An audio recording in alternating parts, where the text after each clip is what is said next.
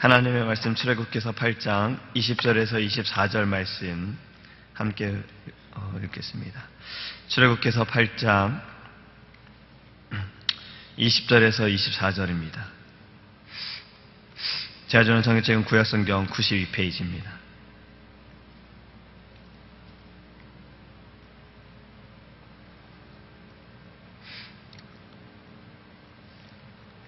여호와께서 모세에게 이르시되 아침에 일찍 일어나 바로 앞에 서라. 그가 무리는 곳으로 나오리니 그에게 이르기를 여호와께서 이와 같이 말씀하시기를 내 백성을 보내라. 그러면 그들이 나를 섬길 것이니라.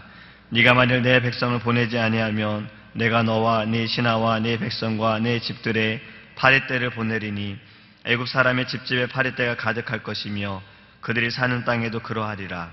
그날에 나는 내 백성이 거주하는 고센 땅을 구별하여 그곳에는 파리가 없게 하리니 이로 말미암아 이 땅에서 내가 여호와인 줄을 네가 알게 될 것이라.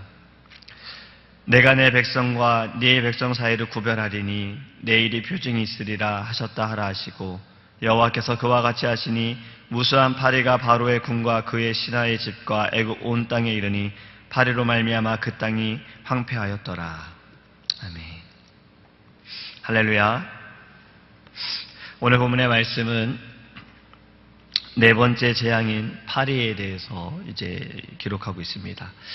이 파리라는 것은 참 작은 것이지만 또 이것이 큰 피해를 주는 것도 아니지요. 하지만 사람을 굉장히 짜증나게 만들기도 해요. 힘들게 만들기도 해요.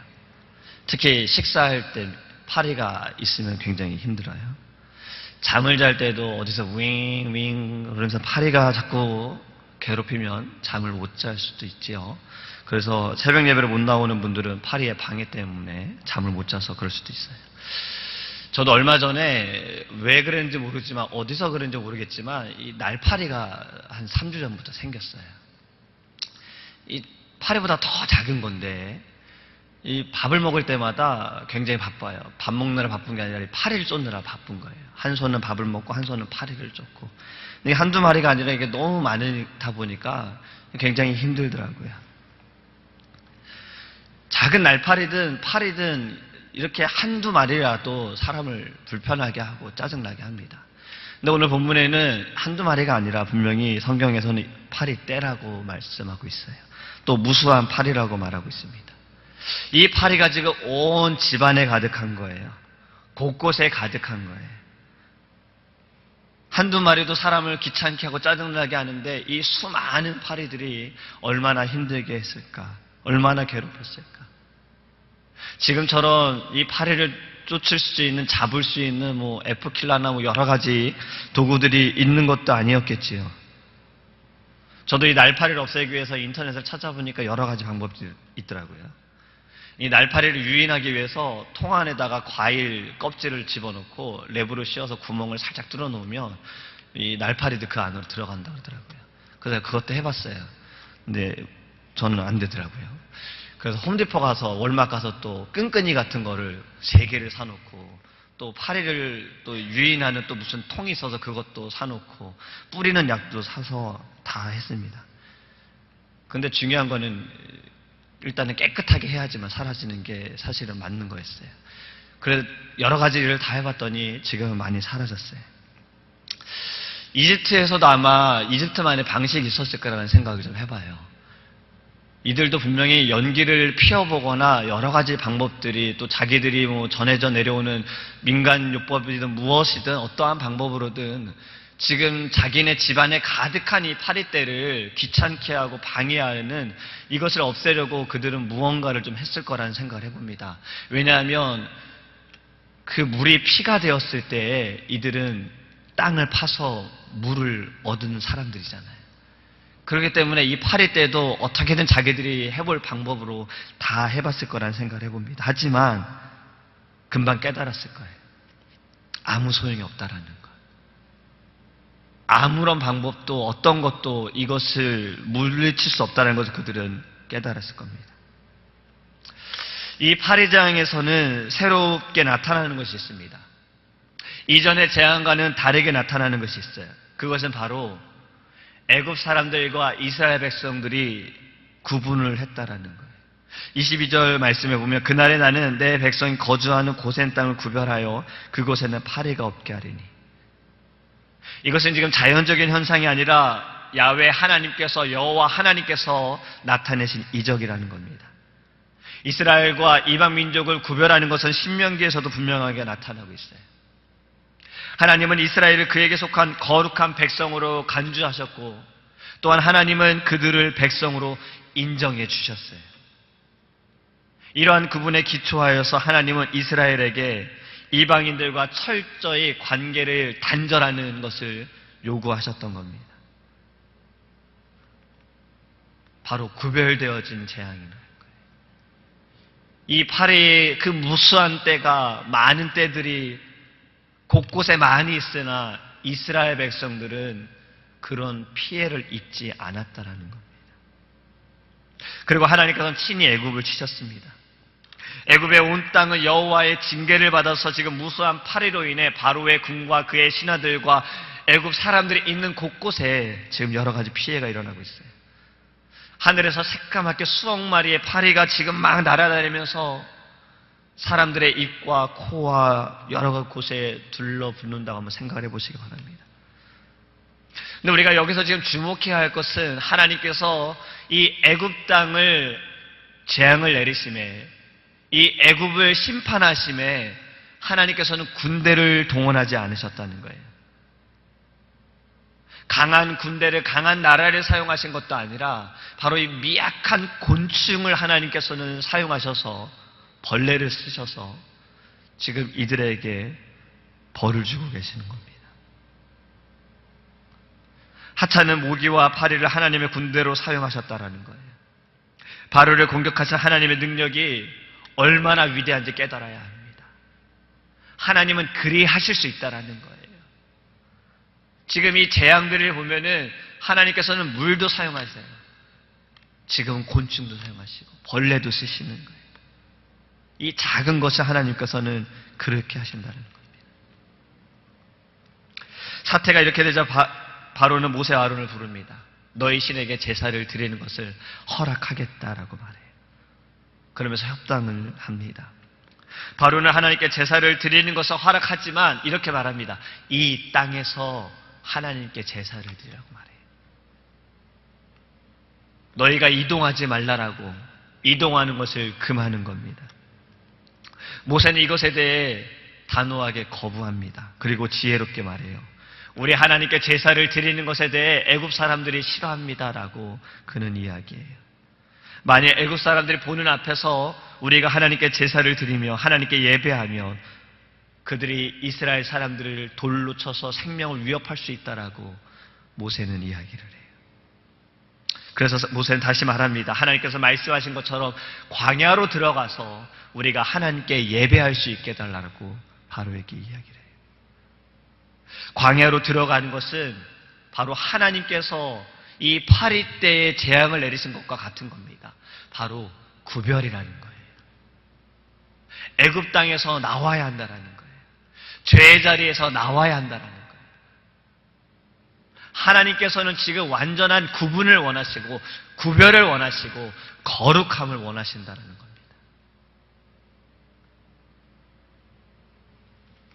지금 우리가 기억해야 할 것이 바로 이것입니다. 거룩이라는 거예요. 지금 이 시대에는 거룩이 없습니다. 구별이 없어요. 구분이 없어져 버렸어요. 세상은 어둡다라고 말해요. 근데 지금 그 안에 빛이 없어요. 성도들은 많아요. 교회는 많아요. 하지만 빛이 없어요. 말씀을 두려워하는 사람들이 없다라는 거예요. 예수 그리스도를 나타내는 사람이 없다라는 거예요. 바로처럼 애굽의 사람들처럼 재앙을 받고 있어도 하나님을 두려워하는 사람이 없다라는 거예요. 지금 이 시대가 그렇다라는 겁니다. 성경에서 분명히 말씀하고 있어요. 영의 것과 육의 것은 확실히 다르다는 겁니다. 예수님께서도 이것을 구분하셨어요. 근데 지금 이 시대에는 그 구별이 없다라는 거예요. 예배하는 자들이 세상에 속할 때에는 육의 사람이 되어져 버려요. 세상의 사람들과 구별될 게 없다라는 거예요. 교회 안에선 거룩이나 문 밖을 나가면 거룩이 사라져 버리는 거예요. 성경에서 분명히 차갑거나 뜨거우라고 말씀하셨습니다. 절대 미지근하지 말라라고 하셨어요. 이 시대의 혼돈과 제약은 이러한 구별이 없기 때문에 그렇습니다. 거룩함이 사라졌기 때문에 혼돈과 제약은 더 커져만 가는 거예요. 구별되어지기 원합니다. 거룩한 성도, 거룩한 백성이라는 것은 구별되어진 거예요. 하나님께서 우리를 구별하셨어요. 그런 구별받은 우리는 그러한 삶으로 하나님께 영광을 돌려야 하는 겁니다. 교회에서만 예배하고, 교회에서만 기도하고, 교회 안에서만 사랑하는 것이 아니라 하나님이 말씀하시고 예수님께서 말씀하신 것처럼 우리는 세상 속에서도 예배하고, 세상 속에서도 예수님을 나타내고, 세상 속에서도 사랑해야 한다. 그러면 하나님께서 우리에게 그렇게 말씀하실 거예요. 모세와 여호수아에게 말씀하신 것처럼 네 신을 벗으라. 네가 서 있는 자리는 거룩한 땅이니 네 신을 벗으라. 분명히 모세와 여호수아가 서 있는 땅은 다른 이들이 서 있는 땅과 다를 바가 없는 곳이었습니다. 똑같은 광야였어요. 하지만 하나님께서는 그들이 서 있는 자리를 거룩한 땅으로 말씀하셨다는 거예요. 거룩한 우리가 서 있는 그 자리가 거룩한 곳이 됨을 믿으시기 바랍니다. 이후에 바로는 모세와 아론을 불러 무엇보다도 자신을 위해 기도해 줄 것을 청합니다. 지금 중보 기도를 부탁하는 거예요. 이 재앙에서 벗어나게 해달라고 그가 처음으로 이들에게 부탁을 합니다. 기도해 달라고 부탁을 해요. 저는 이 모습을 보면서 이 시대는 분명히 교회에게 이런 부탁을 할 때가 올 거라고 믿습니다. 이 세상이 점점 어두워져가는 이 문제에 대해서 아직도 이 문제를 직시하지 못하는, 왜 이러한 일들이 나타나는 것을 파악하지 못하는 이들이 분명히 어느 한 때에 바로처럼 우리들에게 와서, 교회에 와서 하나님께 기도해달라고 부탁하는 그날이 올 것을 저는 분명히 올 것을 믿고 있습니다. 그리야 하기 위해서 우리는 깨어 있어야 돼요.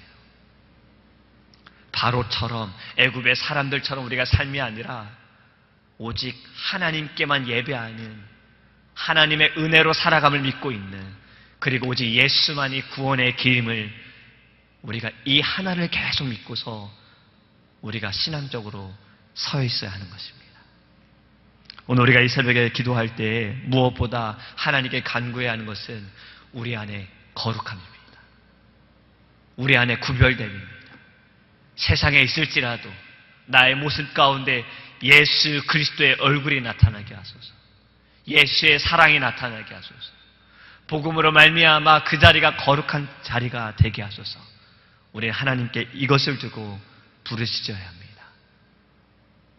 그러한 마음으로 승리하는 오늘 하루가 되기를 간절히 소망합니다. 기도하겠습니다. 하나님 감사합니다. 이 아침에도 우리에게 주의 말씀을 주심을 감사합니다. 하나님께서는 이 자연 만물을 주관하시고 이 작은 벌레를 통해서도 하나님께서는 재앙을 주시고 어렵게 하시고 힘들게 하실 수도 있습니다. 하나님은 그렇게 위대하시고 하나님은 그렇게 높으신 분이십니다. 우리가 이것을 깨닫게 하여 주시옵시고, 하나님 이 땅에 아직도 재앙 가운데 있으나 깨닫지 못하는 어려움 가운데 있고 지금 죄 가운데 있으나 이것을 벗어나야 하는 방법을, 이 문제가 무엇인지를 알지 못하는 이 세상에 하나님 구별된 우리가, 거룩한 하나님의 백성들이 믿음으로 나아가게 하여 주시옵소서. 복음을 들고 나아가게 하여 주시옵소서. 반드시 그날이 옴을 기대합니다. 이 세상이, 이 많은 죄악 가운데 눌려있는 이들이 교회로 와, 우리에게 와 기도를 부탁하고 이것에서 벗어날 수 있게 해달라고 부탁하는 그날이 옴을 기대합니다. 우리는 늘 깨어있게 하소서. 주님 말씀하신 것처럼 우리가 늘 거룩함으로 나아갈 수 있도록 은혜를 내려 주시옵소서. 이 아침에도 간구하는 모든 기도의 제목들 주님께서 응답하여 주시옵시고 우리는 예수의 이름으로 승리하게 하소서. 말씀으로 일어서게 하소서. 기도함으로 주님 우리가 나아갈 수 있도록 주님께서 우리 안에 주의 뜻을 내려 주옵소서. 감사하며 예수님의 이름으로 기도합니다. 아멘. 주기도문 하시겠습니다. 하늘에 계신 우리 아버지여, 이름이 거룩히 여김을 받으시오며 나라의 임하옵시며 뜻이 하늘에서 이룬 것 같이 땅에서도 이루어지이다. 오늘날 우리에게 일용할 양식을 주옵시고 우리가 우리에게 죄 지은 자를 사하여 준 것 같이 우리의 죄를 사하여 주옵시고 우리를 시험에 들게 하지 마옵시고 다만 악에서 구하옵소서. 대개 나라와 권세와 영광이 아버지께 영원히 있사옵나이다. 아멘. 우리 자 동서로 내 영혼 즐거이